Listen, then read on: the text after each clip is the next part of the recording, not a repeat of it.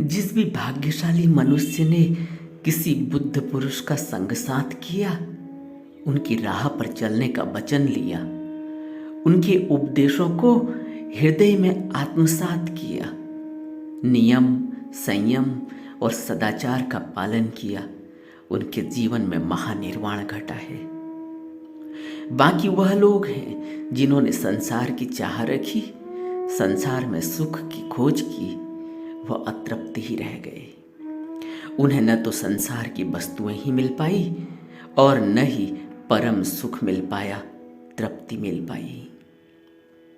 तलाश सभी की सुख की है, अच्छे जीवन की है, जहां आनंद हो, खुशी हो, उत्सव हो, नृत्य गायन हो। मगर यह बातें मनुष्य की वास्तविक चल रही जिंदगी में कल्पना के अलावा और कुछ नहीं लगती। वास्तविकता जीवन की जो दिखाई देती है, उसमें हर व्यक्ति किसी न किसी प्रकार से दुखी और पीड़ा में दिखाई देता है। और ऐसा भी नहीं है कि पीड़ा शारीरिक है, जो कहीं शरीर पर प्रकट हो रही हो, जिसको देखा जा सकता हो, जिस पर मरहम पट्टी दवा लगाकर इलाज किया जा सकता हो, घाव को भरने की दवा लगाई जा सकती हो। मगर यह बीमारी मानसिक ज्यादा है, और मानसिक रोग का कारण है संसार में दौड़। और जितनी संसार में दौड़ होगी, जितना संसार के पदार्थों को पाने की इच्छा और अभिलाषा होगी, उतनी ही तेज दौड़ संसार में होगी, और तेज दौड़ में बेकाबू होना स्वाभाविक है। आपने देखा है ना, जो व्यक्ति जितनी तेज गति से गाड़ी चलाता है, उसको उतना ही ज्यादा ध्यान की जरूरत होती है।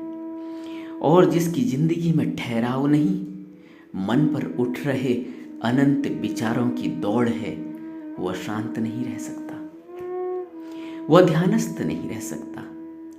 और यही कारण है कि वह अपनी तेज चाल में किसी न किसी दिन टूट फूट कर बैठता है, एक्सीडेंट कर बैठता है। शारीरिक चोट लग ठीक हो सकती हो भला, पर मानसिक चोट का ठीक होना आसान नहीं होता। वह सभी विचार, आशाएं, वासनाएं पीछा करती हैं, और जितना वह दौड़ता चला जाता है, उसी अनुपात में बढ़ती चली जाती है। आज के दौर में नजर डालें अगर, तो पाएंगे कि जितनी सुख सुविधाओं को हमने पाया है, उतना ही हम रोगी और निर्बल हो चुके हैं। और यही नहीं, उतना ही हम अशांत और अस्थिर हो चुके हैं। तो हमने क्या पाया? बुद्ध की बातों पर विचार करो। बुद्ध के सामने डाकू, एक कुख्यात हत्यारा आता है, अंगुलीमाल। बुद्ध उसको क्या कहते हैं? हमने पिछले वीडियो में सुना होगा। बुद्ध कहते हैं, अंगुलीमाल, मैं स्थिर हूं, तुम भी स्थिर हो जाओ। वह कहता है, तुम चल रही हो और मैं स्थिर हूं, और मेरे से कहते हो स्थिर हो जाओ। तब बुद्ध कहते हैं, अंगुलीमाल, मेरा मन स्थिर है, मैं रुक चुका हूं, क्योंकि मैंने सभी प्रकार के दंड का परित्याग कर दिया है। और तुम अब तक दूसरों को दंड देते हो, हिंसा करते हो, हत्या करते हो। तुम स्थिर नहीं, इसीलिए तुम शरीर से भला ही स्थिर दिखते हो, खड़े हो, मगर मन से लगातार चल रहे हो। बुद्ध की यह बातें बहुत महत्वपूर्ण हैं। पहला, कि जो व्यक्ति हिंसक है वह शांत नहीं हो सकता। और दूसरा, जो व्यक्ति अपना स्वार्थ देख रहा हो, जिसने दूसरे की हत्या करके भी अपना स्वार्थ सिद्ध करना हो, अंगुलियों की माला पहननी हो, अपनी कस्में, वादे पूरे करने हो। यह बात अंगुलीमाल पर ही नहीं, हम सब पर लागू होती है। अपनी खुशी के लिए, अपने भोग के लिए दूसरे को प्रताड़ित करना, उसको शरीर और मन से पीड़ा देना, उसको तरह तरह से सताना, यहां तक कि अपने फायदे के लिए जान भी ले लेना। ऐसा व्यक्ति शांत और स्थिर कैसे हो पाएगा? कभी आपने सोचा? बुद्ध ने हर प्राणी के प्रति करुणा और दया का उपदेश दिया। क्यों? हमारे फायदे के लिए, कि जिस चित्त से, मन से हम ध्यान करना चाहते हैं, उसी मन से हम दूसरे व्यक्ति को, दूसरे प्राणियों को मानसिक और शारीरिक पीड़ा देते हैं, तो हम ध्यान कैसे कर पाएंगे? शांति और स्थिरता कैसे प्राप्त कर पाएंगे? हमने जरूर विचार करना होगा। जब बुद्ध से एक ब्राह्मण ने पूछा कि आपके भिक्षु किस तरह इस जीवन में निर्वाण प्राप्त कर लेते हैं और कुछ भिक्षु नहीं कर पाते, ऐसा क्यों? तो बुद्ध ने कहा, ऐसा इसलिए है क्योंकि कुछ शिष्य बहुत सचेत और लगनशील हैं, जबकि अन्य शिष्य आध्यात्मिक अभ्यास में लापरवाह और आलसी हैं। बुद्ध आगे कहते हैं, निर्वाण वही है, निर्वाण की ओर ले जाने वाला मार्ग भी वही है, और उनका गुरु भी मैं ही हूं। फिर भी मेरे कुछ शिष्य पूरी निष्ठा और समर्पण भाव से मेरे उपदेश के अनुसार अभ्यास करते हैं और निर्वाण प्राप्त कर लेते हैं, जबकि अन्य शिष्य ऐसा नहीं कर पाते। हे ब्राह्मण, तथागत तो केवल मार्गदर्शक हैं, जो मार्ग पर चलने वाले मुसाफिर की सहायता करते हैं। आध्यात्मिकता अभ्यास द्वारा ही विकसित होती है, और कोई भी व्यक्ति निष्ठापूर्वक प्रयास किए बिना इसकी प्राप्ति नहीं कर सकता।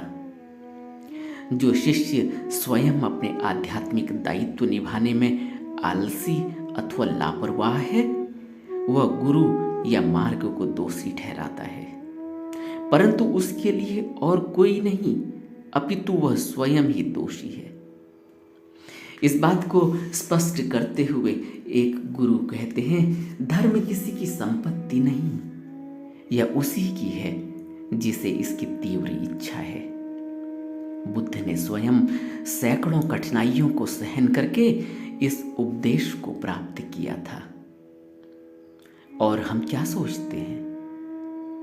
हम गलती से कुछ ऐसा सोचते हैं कि करुणा से भरे गुरु अपने शिष्यों को दिव्य लोकों में इस प्रकार उछाल देंगे मानो पत्थर को उछाल रहे हो। परंतु जब हम यह कहते हैं कि गुरु अपनी करुणा से अपना लेते हैं, तो वास्तव में इसका अर्थ है कि उन्होंने प्रेम पूर्वक हमें अपने शिष्य के रूप में स्वीकार कर लिया है।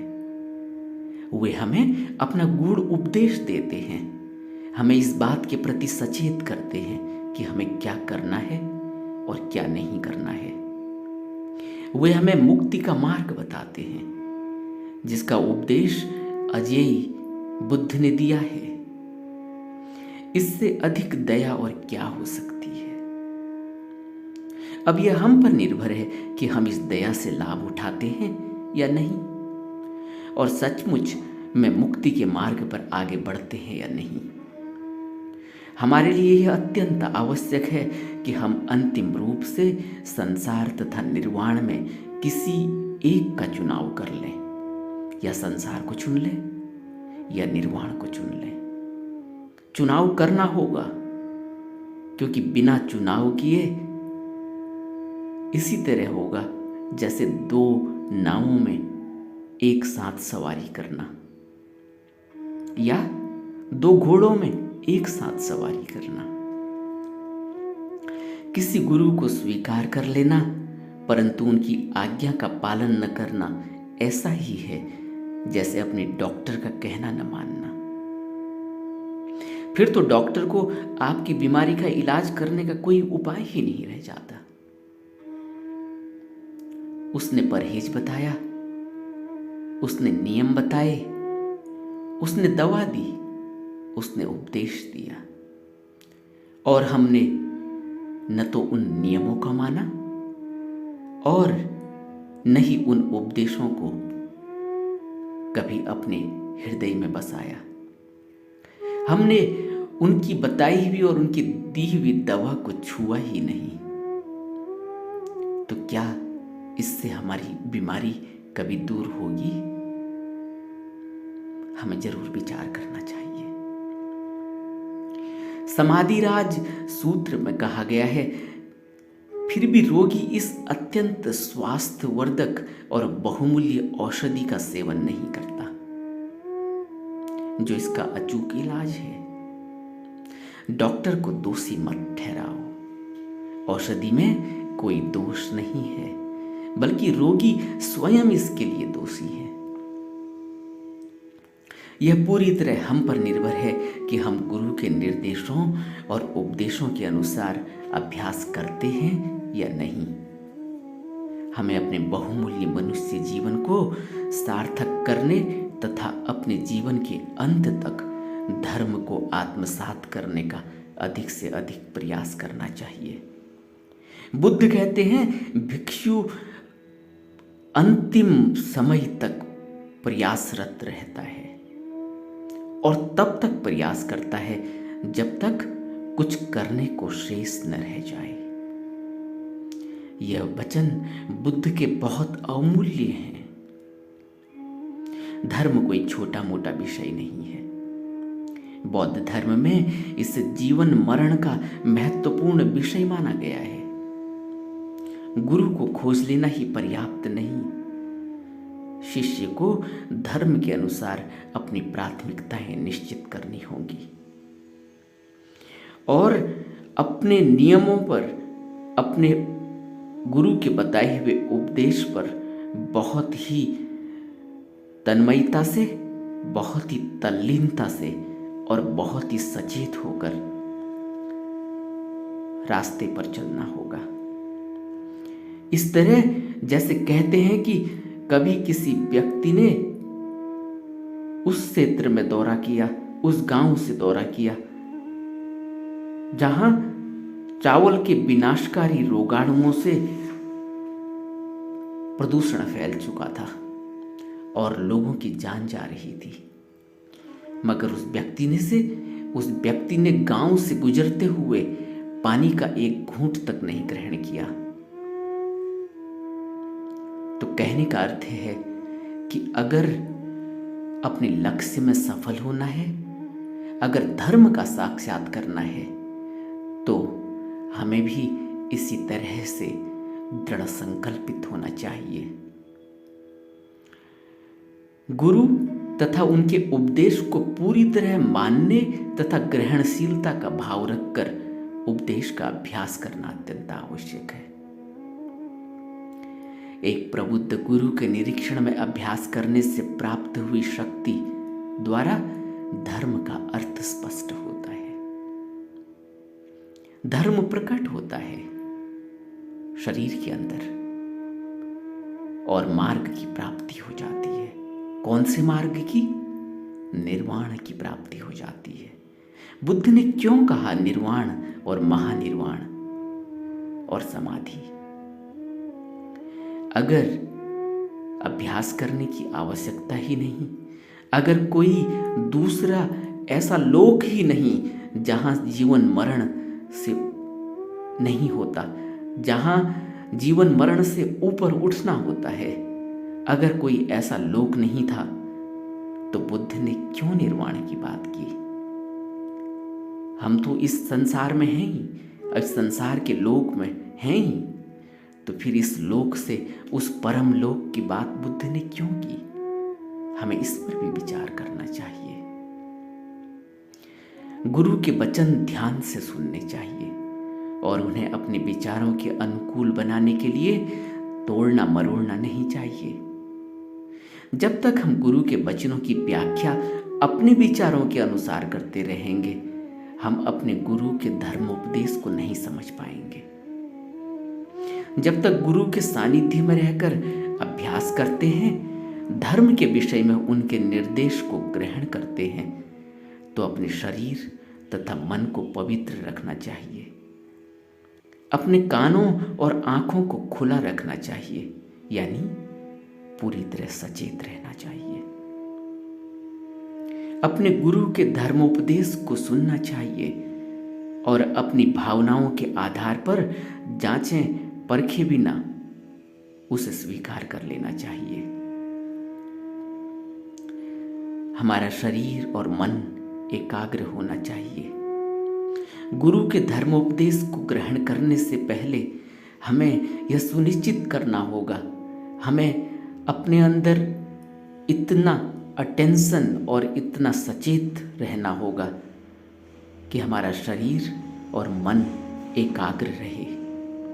जैसे कि पानी को एक बर्तन से दूसरे बर्तन में डाला जा रहा हो, यदि हम ऐसे बन सकें तो हम गुरु का धर्मोपदेश आत्मसात करने में कभी भी असफल नहीं होंगे। हमारी सफलता निश्चित ही होगी। आपने देखा ना, पानी को एक बर्तन से दूसरे बर्तन में डालते हैं तो वो जिस बर्तन में जाता है उसी का रूप ले लेता है। इसी तरह एक शिष्य को पानी के समान गुरु के वचनों को अपने बर्तन में ढाल लेना चाहिए। उसमें अपनी तरफ से कुछ मिलावट नहीं करनी चाहिए, अपने विचारों की मिलावट। इस संसार में बहुत से लोग कहते हैं कि वे अपने गुरु के वचनों को सुनते हैं, परंतु ये वचन उनके अपने विचारों से मेल नहीं खाते। यह कैसा दृष्टिकोण है? ऐसा दृष्टिकोण रखना एक भूल है कि वे लोग कैसी बातें कर देते हैं। क्या वे ऐसा इसलिए कहते हैं क्योंकि पवित्र ग्रंथों के उपदेशों में बताए गए सिद्धांत उनकी सोच से मेल नहीं खाते और वे ये मानने लगते हैं कि ये उपदेश सही नहीं है? यदि ऐसी बात सोचते हैं तो बुद्ध कहते हैं कि वह एक मूर्खतापूर्ण कृत्य है। या फिर क्या ऐसा है कि गुरु के वचन उनकी प्राथमिकताओं से मेल नहीं खाते हों? क्योंकि जैसी हमारी प्रायोरिटीज होगी उसी अनुसार हम कृत्य करते हैं। उन्हीं कृत्यों को हम पहले करते हैं, पहले प्रायोरिटीज को निश्चित करते हैं। यदि ऐसा है तो पहले वे गुरु से कुछ पूछते ही क्यों हैं? अगर वह चीज उनकी प्रायोरिटीज से मेल नहीं खाती तो उनको अपनी प्रायोरिटीज पर ही ध्यान रखना चाहिए, क्योंकि गुरु तो वही कहेंगे जो धर्म है, जो सत्य शाश्वत है। या फिर वे अपने साधारण बुद्धि विचार के आधार पर ऐसा कहते हैं।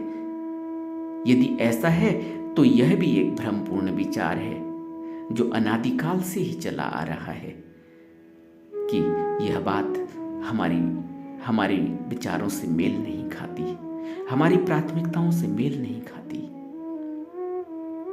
अगर कोई बात, कोई विचार बुद्ध की आपकी प्राथमिकताओं से, आपके विचारों से मेल नहीं खाती तो इसका अर्थ यह नहीं कि वह गलत है। अपने ही ऊपर ध्यान देना होगा, अपनी ही मानसिक स्थिति को समझना होगा, अपने विचारों को समझना होगा। मार्ग का ज्ञान प्राप्त करने के लिए अपने अहंकारपूर्ण विचारों में सुधार लाना और उनका त्याग करने की मनोवृत्ति का होना बेहद जरूरी है, भले ही यह आपकी अपनी प्राथमिकताओं के विपरीत ही क्यों ना हो। इसीलिए तो किसी शिष्य को एक अच्छा विचारवान और सदाचारी बनने में वक्त लग जाता है, क्योंकि वह अपनी प्राथमिकताओं को, अपने विचारों को बदलने को तैयार नहीं, अपने अहंकारपूर्ण विचारों को सुधारने को तैयार नहीं, उनको छोड़ने को तैयार नहीं। यदि ये पवित्र धर्म ग्रंथों में वर्णित गुरु के वचन हैं तो आपको पूरी तरह इनका पालन करना चाहिए। यह एक महत्वपूर्ण बात है जिस पर ध्यान देना मार्ग का ज्ञान प्राप्त करने के लिए अति आवश्यक है। और कभी भी अगर यह लगता हो कि गुरु आपसे नाराज हैं तो समझना चाहिए कि उनकी डांट फटकार आपके लिए, आपके मार्ग में चलने के लिए आपके उत्थान के लिए सहायक होगी और इसमें आपका ही फायदा होगा। यानी इसमें गुरु के नाराज होने से, गुरु की डांट फटकार से शिष्य का फायदा होता है, शिष्य का नुकसान नहीं होता। हालांकि ऐसा कभी होता नहीं कि गुरु किसी शिष्य से नाराज हो और उसको प्रकट करे, क्योंकि जिस भी शिष्य को गुरु ने ठीक करना है, उसमें सुधार करना है, उसकी आदतों में सुधार करना है, उसकी सोच में सुधार करना है, उसको गुरु अपने तरीके से सुधारते हैं, कई तरह से सुधारते हैं और कभी तो अंदाजा भी नहीं लग पाता, पता भी नहीं चल पाता और शिष्य के अंदर सुधार हो जाता है।